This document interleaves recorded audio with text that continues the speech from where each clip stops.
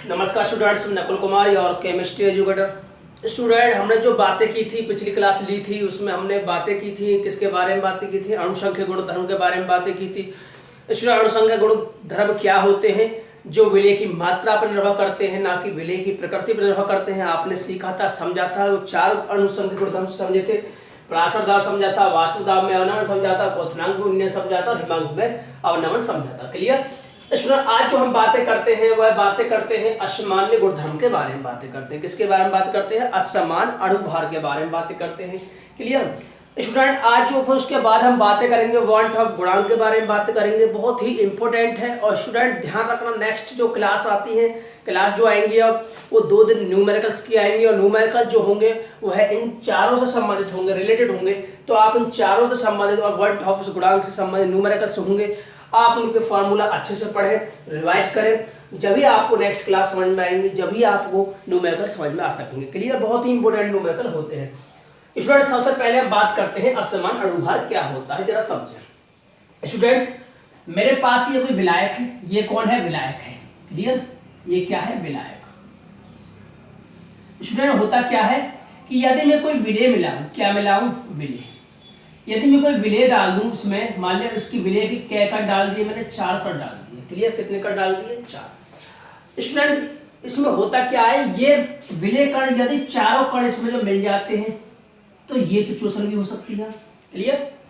यदि इसी प्रकार दूसरी सिचुएशन की बात करें, अगर हम विलेय मिलाएं, ये 4 कण है, यदि विलेय के अंदर डालें तो ये भी सिचुएशन हो सकती है। और इसमें हम बातें करें, यदि विलेय मिलाएं हम, 4 कणों को डालें तो ये भी सिचुएशन हो सकती है। स्टूडेंट, हुआ क्या है? इन तीनों में अंतर क्या हुआ, जरा समझे। स्टूडेंट, इसमें होता क्या है कि फर्स्ट जो केस है, फर्स्ट जो टाइप है, मैंने जो बताया कि हमने विलेय डाला किसमें? विलायक में। मैंने क्या कहा कि विलेय को हमने किस में घोला? विलायक में घोला। तो होता क्या है, विलेय के 3 चांस हो सकते हैं कि विलेय के जो अणु हैं वह वियोजित भी हो सकते हैं, यानी टूट भी सकते हैं अन्य कणों में, या संयुग संगुणित भी हो सकते हैं, जुड़ भी सकते हैं, या ना संयोजित हो सकते हैं और ना ही वियोजित हो सकते हैं।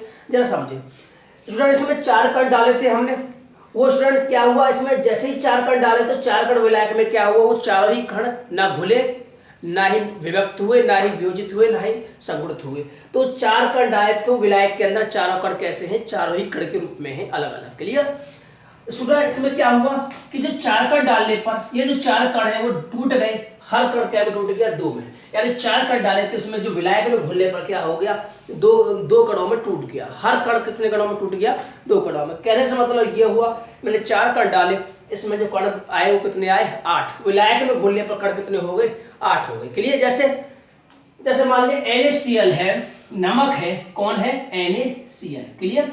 जब जल में घुलते हैं, किस में घुलते हैं? जल में। आप जानते हैं स्टूडेंट्स, ये जल में घुलने पर ये आयनों में वियोजित हो जाता है। किस में वियोजित हो जाता है? आयनों में वियोजित हो जाता है। आपने सीखा है, समझा है। स्टूडेंट, आपने देखा यहाँ पर जो स्टार्टिंग में कितना मोल था? 1 मोल था। और आपने जैसे ही विलायक में घोल दिया, विलायक कौन है? जल है। आपने विलायक में घोल दिया तो उसमें हुआ क्या कि ये आयनों में वियोजित हो गया। कहने से मतलब यह है कि हमारे पास था क्या? 1 मोल था, 1 कण था, वो कितने कणों में विभक्त हो गया? कितने आयंस में विभक्त हो गया? कितने मोल में व्यक्त हो गया? तो यहाँ देखो 1 मोल Na पॉजिटिव प्राप्त हुआ और 1 मोल Cl नेगेटिव प्राप्त हुआ। तो यहाँ पर एक जो कण है वो कितने में विभक्त हो गया? 2 कणों में। तो स्टूडेंट, मैंने वही यहाँ पर फिगर दर्शाया है। उसमें क्या हुआ? 1 कण 2 में टूट गया। कहने से मतलब ये हुआ कि 4 कण है, 4 मोल है, वो कितने में हो गए? 8 मोल हो गए। क्लियर? तो स्टूडेंट, ये भी हो सकता है। नेक्स्ट पॉइंट की बात करें स्टूडेंट, ऐसा भी हो सकता है कि विलेय को अगर हम विलायक में मिलाएं, किसमें मिलाएं? विलायक में मिलाएं। ये क्या है स्टूडेंट्स? विलायक है। तो ये भी हो सकता है कि विलेय के जो कण है, 2 कण आपस में जुड़ सकते हैं। 2 कण क्या हो सकते हैं? आपस में जुड़ सकते हैं। क्लियर? जैसे कि स्टूडेंट मैं बात करूं एग्जाम्पल की, तो एग्जाम्पल में यदि बात करूं सिरका एसिटिक अम्ल की बातें करूं, किसकी बातें करूं? एसिटिक अम्ल की बातें करूं।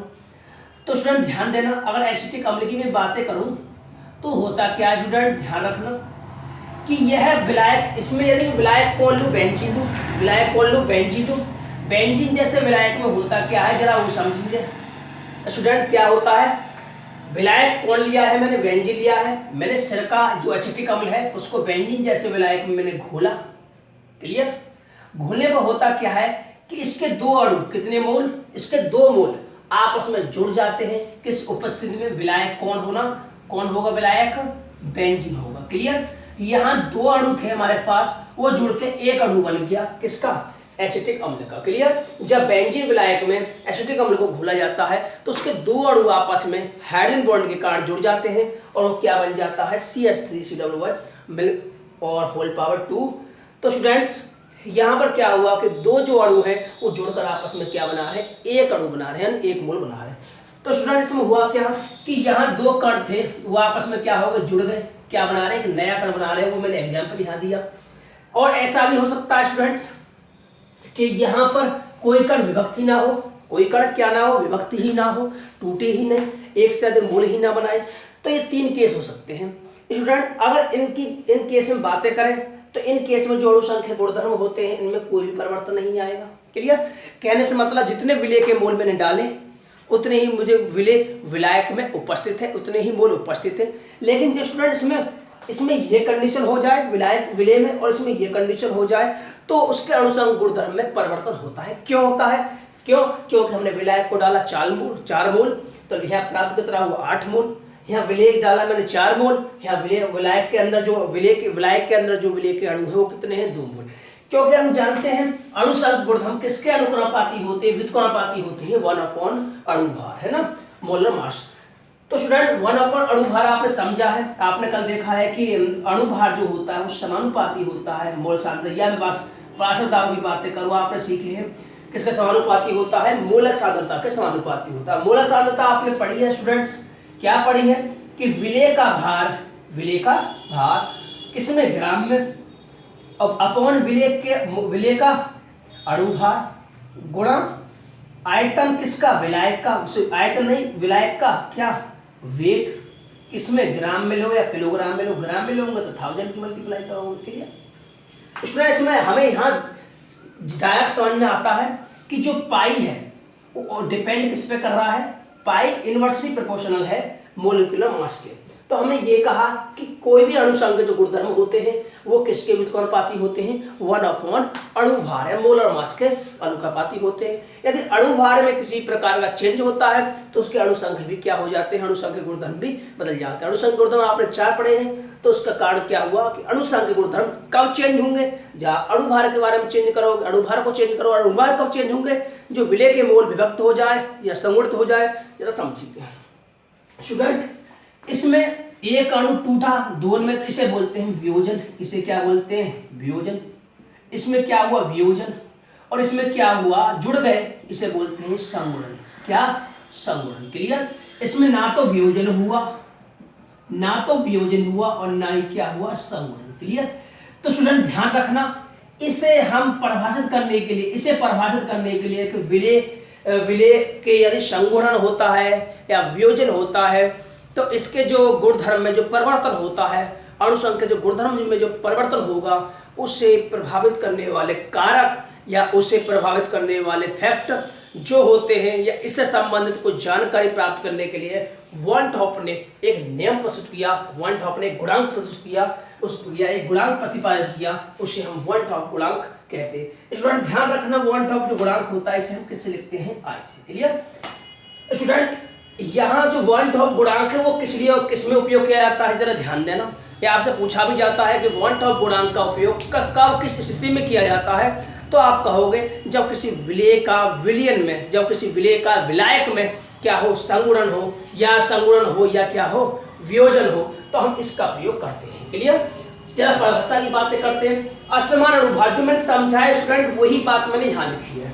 कैसे? जब किसी विलेय को विलायक में घोला जाता है, कहा था मैंने विलेय को विलायक में घोला जाता है, तो विलेय के अणुओं का जब संगुणन मतलब जुड़ना है और वियोजन मतलब बिखरना है, अलग होना है, वियोजन हो जाता है, तो जिसके कारण उनके अणुसंघ गुणधर्मों में क्या हो जाते हैं के आधार पर परिवर्तन हो जाते हैं। अणुसंघ गुणों के आधार पर क्या हो जाते हैं? अणुभार जो प्राप्त करते हैं। अगर स्टूडेंट हम अणुभार कैसे प्राप्त करेंगे? इसका जो अणुभार है वो m ऐसे प्राप्त करेंगे कि m इधर ले जाएंगे और पाई नीचे ले जाएंगे। क्लियर? आपने पढ़ा है ना पाई CRT, सी का जो मान पढ़ा है आपने, क्या पढ़ा है? वो आपने सान्द्रता पढ़ी है, एन जो मूलक संख्या करके आपने सूत्र पढ़ा है कल, तो उसमें एम नीचे आती है। इसका मतलब है कि हम पाई के माध्यम से किसका मान निकाल सकते हैं, एम का मान निकाल सकते हैं, मूलक मास निकाल सकते हैं, अणुभार निकाल सकते हैं। तो परिभाषा में क्या कहा है कि जब किसी विलेय को विलायक में घोला जाता है तो विलेय के अणुओं का जो संगुणन या वियोजन हो जाता है, तो जिसके कारण अनुसंग गुणों के आधार पर हम जो प्राप्त अणुभार करते हैं, यानी हम जो अणुभार निकालते हैं किसके आधार पर, इसके आधार पर कैलकुलेट जो करते हैं अणुभार इसके आधार पर, तो वो सही अणुभार जो होता है उससे क्या हो जाता है, भिन्न हो जाता है, अलग हो जाता है, या तो अधिक हो जाता है या कम हो जाता है। जैसे मैं आपसे पूछूं यहाँ पे सिरका जो है CH3COO शायद इसका 60 के आसपास अणुभार है, 60 है, क्लियर। यानी कार्बन के कितने हैं, 2 8 दूनी 24, 24 और 4 28, 24 4 28 और 32, तो कुल मिलाकर 60 हो गया, क्लियर। तो इसमें क्या हुआ कि हमारे पास जो अणु थे इसका अणुभार है 60, जैसे ही मैंने विलायक में बोला तो इसका अणुभार कितना होगा, 2 हो गया, कितना हो गया, 60 दूनी 120। तो यहाँ तक, यहाँ क्या हुआ कि अणुभार क्या हो गया, बढ़ गया। तो स्टूडेंट सही अणुभार से क्या हो जाता है, भिन्न हो जाता है, कम या अधिक हो जाता है, तो जिसे हम क्या कहते हैं, असामान्य अणुभार कहते हैं, क्लियर। ये परिभाषा की बात होती है। अब हम गुणांक के बारे में सीखें। जब किसी विलेय को विलायक में घोलते हैं, ऊपरली परिभाषा लिखी है मैंने द्वारा, कि विलेय के अणुओं का विलायक में संगुणन या वियोजन हो जाता है, तो विलेय की कणों की संख्या में क्रमशः या तो कमी होगी, क्रमशः मतलब संगुणन में कमी होती है और वियोजन में क्या होती है, वृद्धि, यानी यहाँ बढ़ गए कण, यहाँ क्या हो गए, कम हो गए, क्लियर, वृद्धि हो जाती है, जिसके परिणाम स्वरूप अणुसंग गुणधर्म में भी क्या हो जाता है, परिवर्तन हो जाता है। इस परिवर्तन को परिभाषित करने के लिए वन टॉप ने एक गुणांक प्रस्तुत किया, प्रतिपादित किया, इसे कहते हैं वन टॉप गुणांक, क्लियर। इसे आई से लिखते हैं, ध्यान दें। उसके बाद इसके माध्यम से पदार्थ के विलय में वियोजन या संगुणन की मात्रा हम ज्ञात कर सकते हैं, क्लियर। स्टूडेंट इसमें 3 पॉइंट याद रखने, यदि इसका जो मान है 1 कहा जाता है, हम कहते हैं ना तो संयोजन हुआ है ना वियोजन हुआ है, क्लियर। सेकंड बात कर दी, यदि आई का जो मान है वो 1 से अधिक आ जाए, यानी जो गुणांक जो है उसका मान 1 से अधिक आ जाए, तो हम कहते हैं इस कंडीशन में क्या हुआ है जी, वियोजन हुआ। तो ध्यान रखना वैद्युत अपघट्टों में ये आई का मान जो होता है वो कैसा होता है, वैद्युत अपघट्य विलयनों में हमेशा ये जो होता है इसका मान आई को जो मान होता है वो 1 होता है, क्योंकि वियोजन होता है, क्लियर।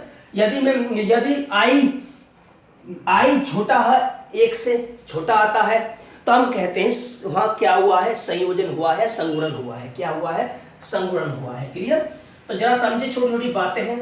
अब हम फॉर्मूले की बात करते हैं स्टूडेंट्स, का जो फॉर्मूला होता है वो क्या कहेंगे, हम जो प्रेक्षित अणुसंग के गुणधर्म जो बात करते हैं, हम जो ऑब्जर्व कर रहे हैं, वो जो कैलकुलेट कर रहे हैं, वो प्रेक्षित अणुसंग गुणधर्म, और जो वास्तव में होता है उसे नीचे लिखेंगे सामान्य अणुसंग गुणधर्म, या ये कहें संगुणन या वियोजन के बाद कणों की संख्या और संगुणन या वियोजन से पूर्व कणों की संख्या, उसे हम कहते हैं, उसका जो अनुपात होता है उसे हम कहते हैं वन टॉप गुणांक। आपसे वन टॉप गुणांक पूछा जाता है, आप क्या कहोगे कि संयोजन किसी वैद्युत अपघट्य में, किसी ऐसे विलय में जहां संयोजन या वियोजन होता है, तो उसमें संयोजन या वियोजन के बाद के कणों की संख्या व संयोजन व वियोजन के से पूर्व कणों की संख्या का जो अनुपात होता है उसे हम कहते हैं वन टॉप गुणांक, क्लियर। तो स्टूडेंट ध्यान रखना, मैं एग्जाम्पल की बात करूं, जरा समझें स्टूडेंट। अब मैं एग्जाम्पल की बात करूं, कैसे निकालें, हम कैसे निकालेंगे जरा समझेंगे स्टूडेंट। इसमें बात करें NaCl की, किसकी बात करें, NaCl की। तो NaCl में क्या होगा कि एक ये किस्म वियोजित हो जाता है NaCl, किसमें H2O विलायक मिलाने पर Na पॉजिटिव और Cl नेगेटिव मिल जाता है। तो यहाँ स्टार्टिंग में कितने मोल थे, 1 मोल, यहाँ कितने, ये इसके 1 मोल है और ये कितने, 1 मोल। तो मुझे आई निकालना हो तो मैं कहूँगा वियोजन, यहाँ क्या हुआ है, वियोजन हुआ है, यानी एक अणु किसमें टूटा है, 2 अणु आयनों में टूटा है। तो यहाँ कितने बनेंगे, 2, यहाँ कितने मोल हैं, 2, क्लियर। और यहाँ जो स्टार्टिंग हमारे पास संगुणन वियोजन के बाद कणों की संख्या और उसके पहले कणों की संख्या कितनी है हमारे पास, 1, तो कितना आ गया, 2। ये क्या है, 1 से अधिक है, तो हम कहेंगे क्या हुआ है, वियोजन हुआ है। बातें करते हैं, यदि हम सिरका की बात करते हैं, सिरका एसिटिक अम्ल की बातें करते हैं, तो एसिटिक अम्ल के 2 अणु आपस में बेंजीन जैसे विलायकों में, आपने समझा था बेंजीन जैसे विलायकों में क्या हो जाता है, जुड़ जाते हैं, मिले क्या बनाते हैं, 1 अणु बनाते हैं, क्लियर। यहाँ पर कितने मोल है स्टूडेंट्स, 2 मोल है, और यहाँ पर कितना मोल है, 1 मोल है। तो मुझे बताइए कि आई का जो मान हो कैसा होगा, संयोजन या वियोजन। संगुणन के बाद कितने आए, 1 आए, वियोजन में कितने आए, उससे संयोजन से पहले कितने आए, 2 आए, यानी संगुणन के बाद कितने हैं, 1 बन गया। और संगुणन से पहले कितने हैं 2, फॉर्मूला के अकॉर्डिंग 1/2 हो गया, इसका मतलब 1 से छोटा है, तो हमने कहा है क्या होता है, संगुणन होता है, संयोजन कह दो या संगुणन कह दो। क्लियर स्टूडेंट, अब बातें करते हैं कि अगर हमें आई जो है अनुसंग गुणधर्म में निकालना पड़े तो कैसे निकाल देंगे, वो आप लोग इसी की तरह निकाल सकते हैं, जैसे यहाँ पर सामान्य प्रेक्षित और यहाँ क्या है सामान्य। तो हमें लिखा है, अगर हम प्राचल दाब की बात करें तो पाई प्रेक्षित पाई सामान्य, ऐसे हम यदि हम वाष्प दाब की बात करें तो वाष्प दाब प्रेक्षित और सामान्य। क्लियर, वो चार फॉर्मूले, ये प्रेक्षित सामान्य, बॉइलिंग पॉइंट वाला यानी क्वथनांक में उन्नयन और ये हिमांक में अवनमन। स्टूडेंट, अब बातें करें विद्युत अपघट्य विलयन के लिए ध्यान रखना, जब पराशर दाब वाष्प दाब में अवनमन, जो क्वथनांक में उन्नयन, हिमांक में जो अवनमन हुआ, उसमें चेंज जो हुआ केवल इतना चेंज हुआ, इनके जो फॉर्मूला में क्या लगा देते हैं, आई की मल्टीप्लाई कर देते हैं। ध्यान रखना, 1/2 गुणा की मल्टीप्लाई कर, हम जब भी न्यूमेरिकल सॉल्व करेंगे तो आई की मल्टीप्लाई करेंगे। इसमें जो फॉर्मूला जो आए थे आपने सीखे थे, जो फॉर्मूला जो नीली पेन से लिखे हैं ये आपने फॉर्मूला पढ़ चुके हैं, तो ध्यान रखना इनमें क्या होता है, 1/2 में क्या कर देते हैं, 1/2 आई की गुणा कर देते हैं, इन चारों में क्या कर देते हैं, 1/2 आई की गुणा कर देते हैं। क्लियर, तो ये फॉर्मूला हमें प्राप्त होते हैं इसके अकॉर्डिंग। यदि कोई वियोजन या संयोजन नहीं होगा तो इसका मान 1 होगा, और 1 होने पर इसका मान पाई बराबर CRT हो जाएगा, जो पहले था फॉर्मूला वही हमें प्राप्त हो जाएगा। क्लियर, यदि संयोजन वियोजन होता है तो वो डिपेंड करता है उसी के ऊपर, विलय विलायक के ऊपर, तो यहाँ यदि संगुणन या वियोजन नहीं होता है, आई का मान 1 रखते तो वही फॉर्मूला हमें प्राप्त हो जाएगा। तो ध्यान रखना 1/2 गुणांक के फॉर्म में ये कैसे लिखे जाएंगे वो आपने जान लीजिए।